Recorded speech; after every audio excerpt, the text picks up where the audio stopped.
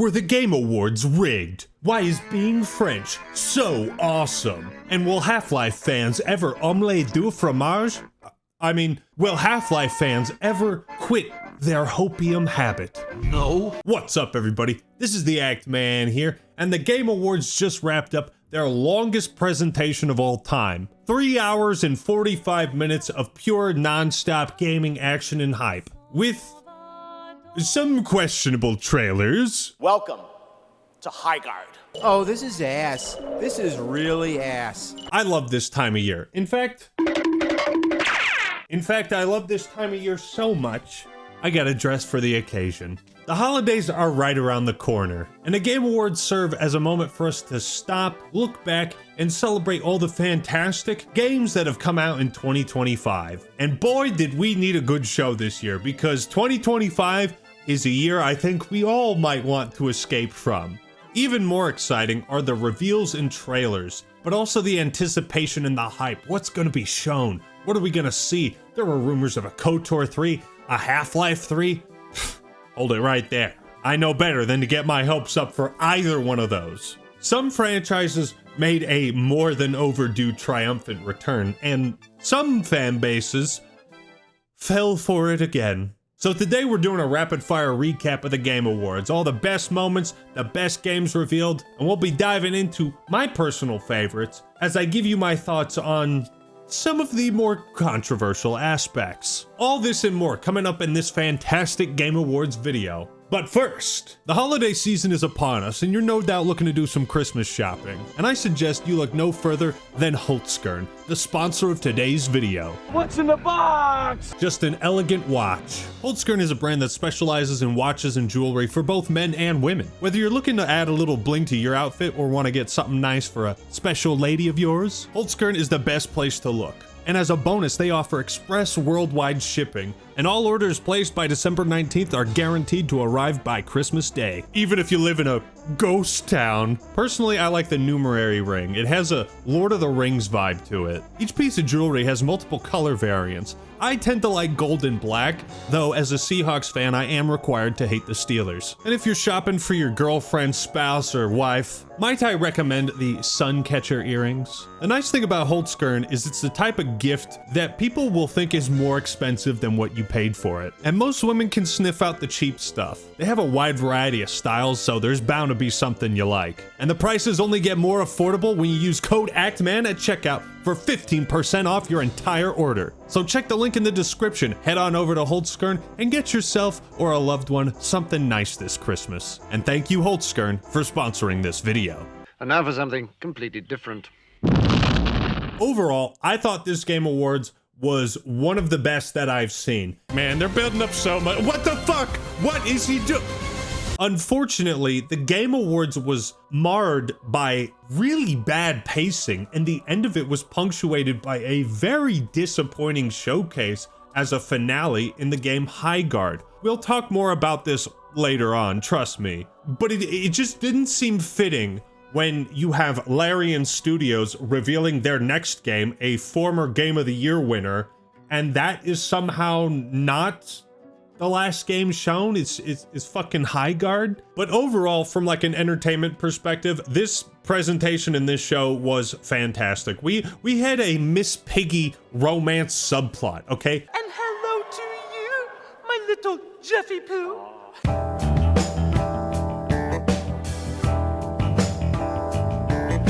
We also had Evanescence, okay? And if you were not entertained by that, something's wrong with you, motherfucker. There's something wrong with you. But regardless, your assignment for today, lovely viewer, is to go down to the comments, and I want you to rate the Game Awards on a scale of 1 to 10. I'm very eager to read your takes and see if there's any recurring themes. Also, just FYI, the chat you see on screen during these clips is not mine. It was the Game Awards. So if you think it's cancerous, it is not my responsibility. And the Game Award goes to... Oh, she didn't even read the last one. Donkey Kong Bonanza! Oh, where are my bananas? But the crowd yearned for Sonic Racing. This would not be the first time Sonic would be snubbed in the Game Awards. Audio Mech. The idea behind this game is it's a gold mine. You put any music you want into it, and then you can fight your own music or fight alongside it. Think about that. Any song you want. The meme potential is endless. If this game actually executes well on its concept, Audio Mech might do something unprecedented. Reinvent the aux chord. When I saw Escape from Duckov, I thought, I cannot wait for the Donkey video on this game. Tank Rat looked pretty cool. You build tanks out of leftover scrap in the ruins of some dying civilization. Kind of reminded me of Nuts and Bolts. I hate to say it. Then they announced the winner of the best independent game, which was Claire Obscure. Oh, Expedition boy. 33.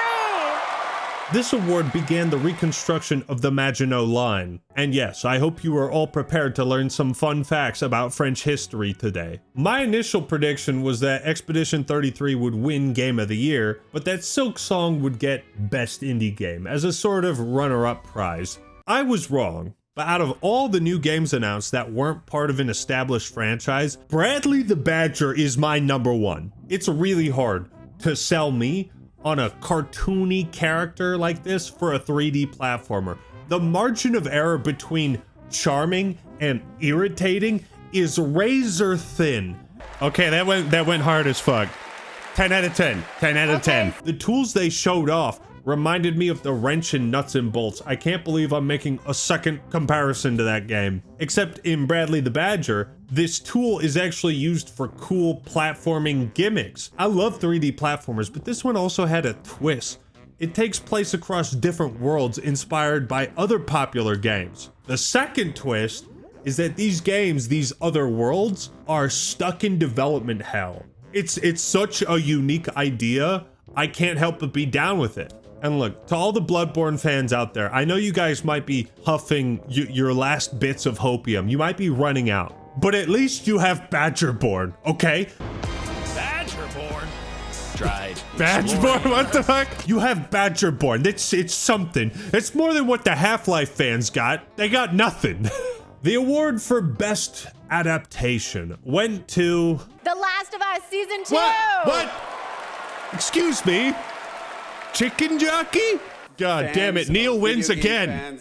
He won again. I'm not gonna judge the winner, but what I will say is that I think it's total bullshit that Sonic the Hedgehog 3 didn't even qualify to be nominated this year. It released after the 2024 Game Awards, but before 2025. So what? There's just a dead zone in the calendar now? Who's running this show? Is it Jeff Keighley or Garlic Jr.? Never mind the fact that I think this was Jim Carrey's best performance. I fucking loved Sonic the Hedgehog 3, and it at least deserved a nomination. This movie earned $500 million. I'll go to bat for you, Sonic fans, I will. After the Best Adaptation Award, the Game Awards Orchestra performed a piece from Expedition 33, foreshadowing how the game would conquer the Game Awards, much in the same way that Napoleon would conquer most of Europe. At this point, Jeff started glazing Expedition 33 harder than Louis XVI's neck glazed the blade of a guillotine back in 1793 during the French Revolution. He started hyping up this next game, and I thought, all right, what disappointment am I gonna see next? Ladies and gentlemen, I was not disappointed. It's not gonna be... It couldn't be. It's not gonna be Star Wars. Wait. That looks like Star Wars. That looks like Star Wars.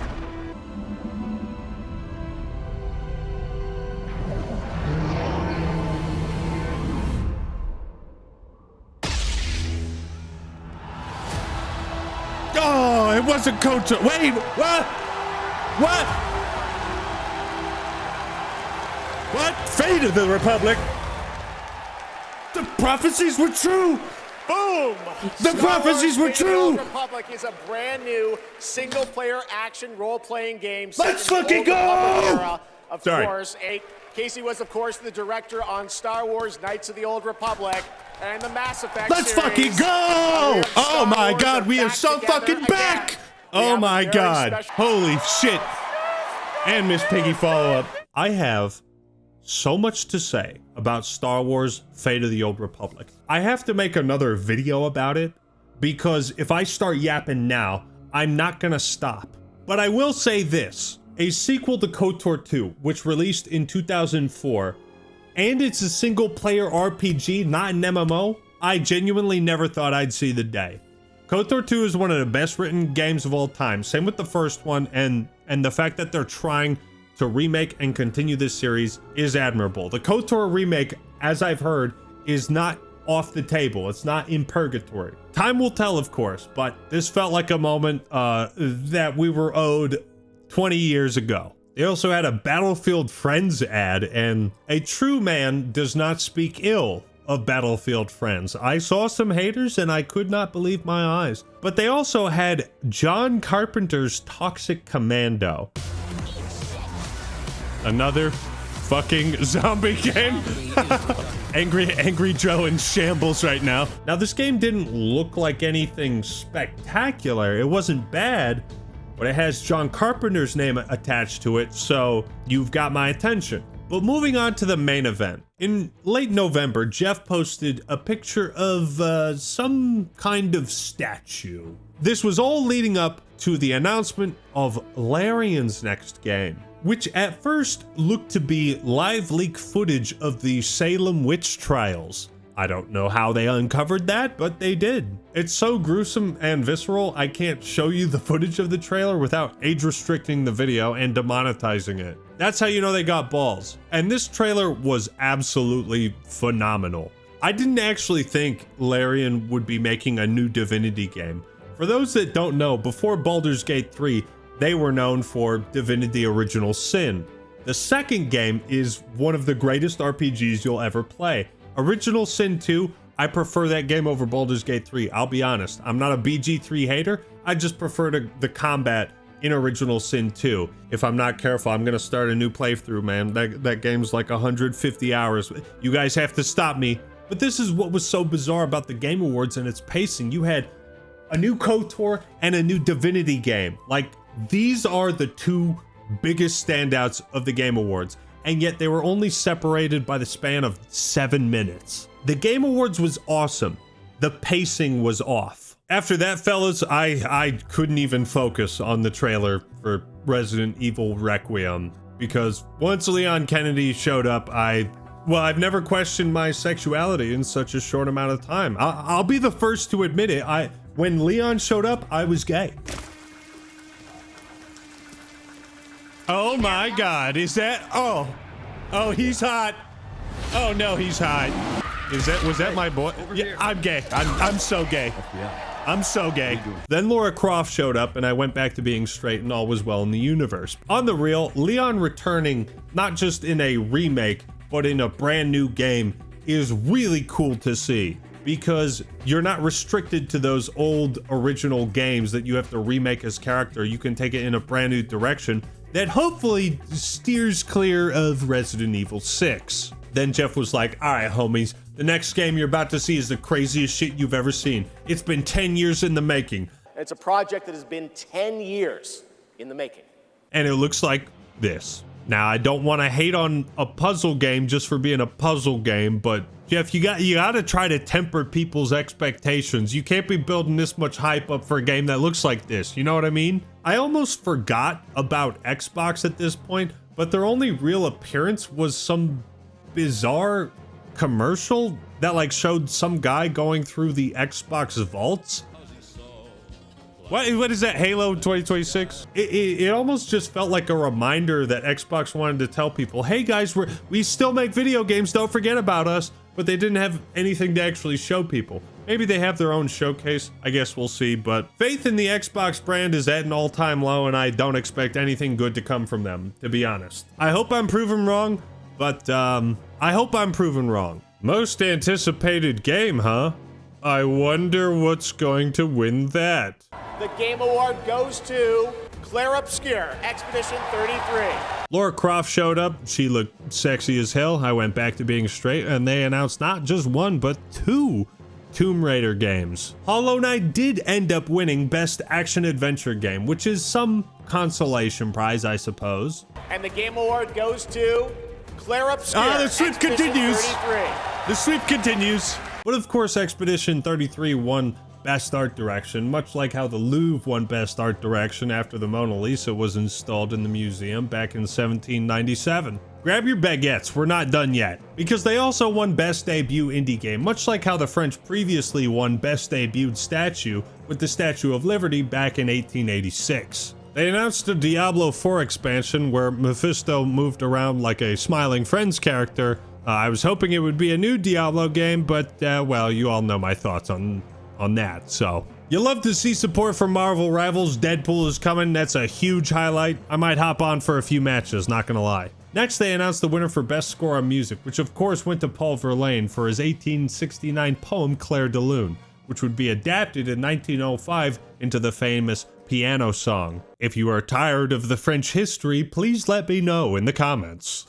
Some other games were revealed, and they brought out Dan Houser, the brainchild of the Red Dead Redemption and Grand Theft Auto series, to announce winner of Best Narrative. And if you've been following along, you know that this award went to Alex Dumas for his incredible novel, The Three Musketeers. They announced a game called No Law because there's no laws when you're drinking claws. Then Evanescence came out, and that was awesome. Arc Raiders won Best Multiplayer. Stunning Battlefield 6, and it just goes to show that I need to try that game out. But they weren't done yet. Something I did not expect was a Warhammer 40k Total War crossover. They even had an RTS game shown off in the Game Awards. They covered all their bases. I don't care what the haters say about the Game Awards, man. I'm looking forward to this and many other games. I've always been a StarCraft, Warcraft, and Age of Empires guy, but I'm gonna try out Warhammer 40k Total War when it comes out. Although I do think it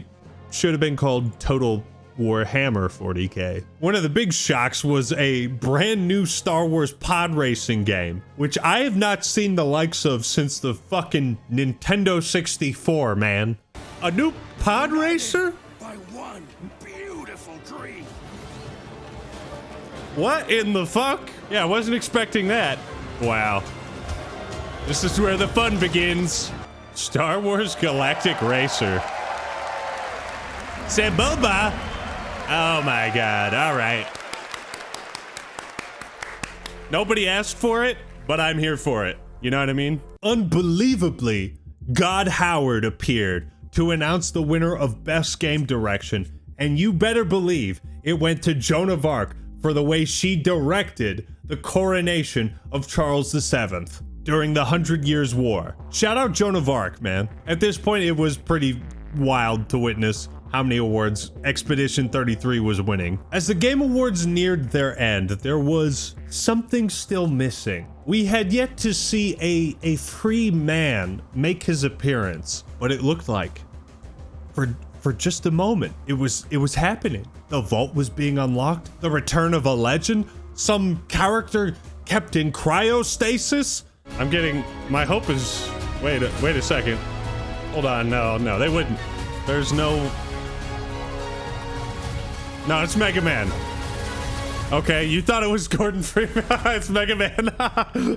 Shit, get baited. Oh god, I got baited. They had me thinking unlocking him out of the vault. Oh, I had hope for just the tiniest of moments. Still, I'm cool with this though. I am not a big enough Half-Life fan to be crushed by this, and I am also happy for the Mega Man fans. At least some man came out of there, right? And here we thought Gabe Newell was going to descend from the ceiling on one of those wires, dressed as an angel, to announce the next Half-Life game as a text-based adventure. We were fools! We were fools! I could not have been more wrong. And finally we come to Highguard, a game which initially I was like, hey, it's not that bad, but upon looking at it again, it doesn't look as bad as Concord, but it could turn out to be a Concord too. I mean, they were talking about the Respawn developers coming together, working on this project in secrecy. Jeff built this up way too hard. This game should have been announced earlier in the Game Awards. And I think it would have gotten a bit more positive reception had it not been the last game revealed. While I was watching it, I struggled to find things to say about it. It just looked like an amalgamation of every other hero first-person shooter I'd seen before, and I think I don't want Highguard to fail. I just don't know how exactly you salvage a game that's identity is so bleh. And last but not least, they finally announced the winner for Game of the Year. And if you've been paying attention, it should be no surprise who it went to. After winning 8 awards that they were nominated for, Sandfall Interactive, with their first published video game, managed to take home not just 8 awards, but the biggest of them all. Game of the Year, Expedition 33. From what I have played, which is about 5 hours, it was phenomenal. This was a hell of a Game Awards ceremony, and I was thoroughly entertained from start to finish. I loved pretty much every part of it, but that's also me talking as a content creator and a gamer who can appreciate other games that I might not play, but that other people really enjoy, a la Ace Combat. But I've yapped long enough. It's time to wrap this video up. And so I just want to say, as we celebrate the Game Awards, I too want to celebrate this channel, and hitting 2 million subscribers was a great milestone. If you enjoy the content here, please feel free to subscribe. It means the world to me. Like the video if you enjoyed it, and leave a comment about your thoughts on the Game Awards down below. I'm very eager to read them. Hope you enjoyed the video. And all right, everyone, that's all I got for today. This is the Awards Man signing out. Peace!